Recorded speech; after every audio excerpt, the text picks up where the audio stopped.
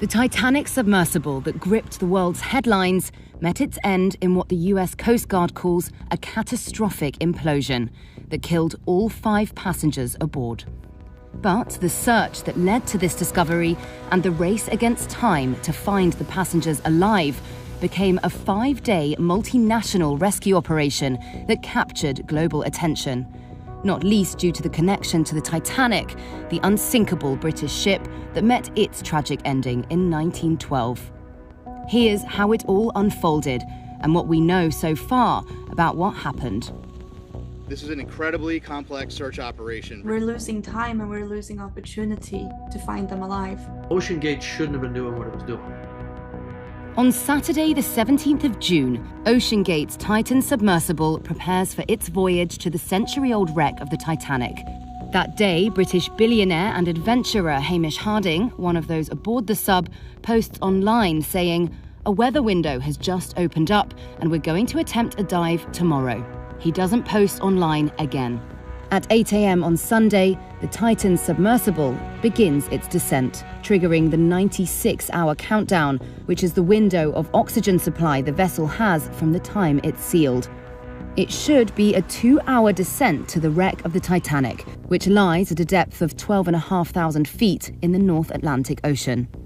But 1 hour and 45 minutes after setting off, communications between the sub and the surface vessel are lost. This moment, it later transpires, is seemingly important. The submersible has been scheduled to return to the surface at 3 p.m, but it fails to appear. The Coast Guard is notified at 5:40 p.m. By Monday, US and Canadian ships and planes are swarming the area, some dropping sonar buoys that can monitor to a depth of 13,000 feet. Search teams stress that this is a remote area and a challenge to conduct a search. Officials also ask commercial vessels for help.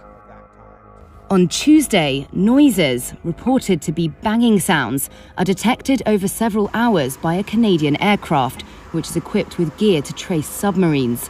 The noises temporarily offer hope that the Titan is still intact and that its occupants are alive and trying to communicate by banging on the hull. Officials later say analysis of the sound is inconclusive.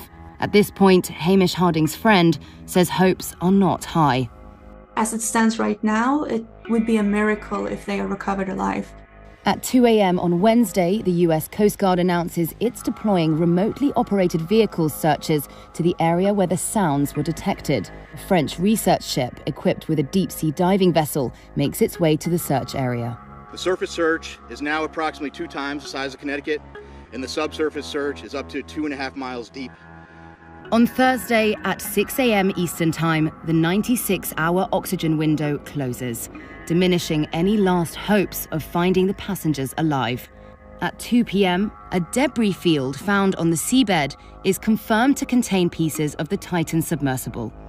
The pieces were found by a robotic diving vehicle deployed from a Canadian ship, lying some 1,600 feet from the bow of the Titanic.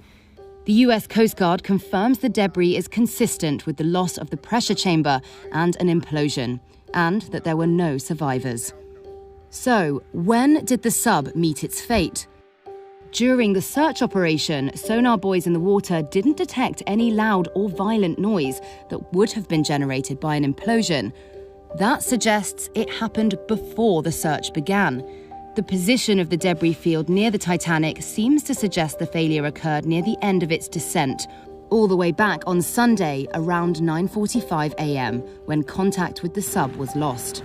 Separately, it's been reported that acoustic data detected by the US Navy had an anomaly consistent with an implosion or explosion near the submersible's location when its communications were lost. In an interview with Reuters, James Cameron, who directed the Oscar-winning movie Titanic and has ventured to the wreck in subs himself, said he learned of the acoustic findings within a day and deduced what it meant. Search. 4 days of search. They're searching everywhere. They were running around with their hair on fire. The sub was right where it was. It was literally on the seafloor below its last known position. Look, Monday morning when I first found out about the incident, within an hour and a half, I had the following information. They were on descent.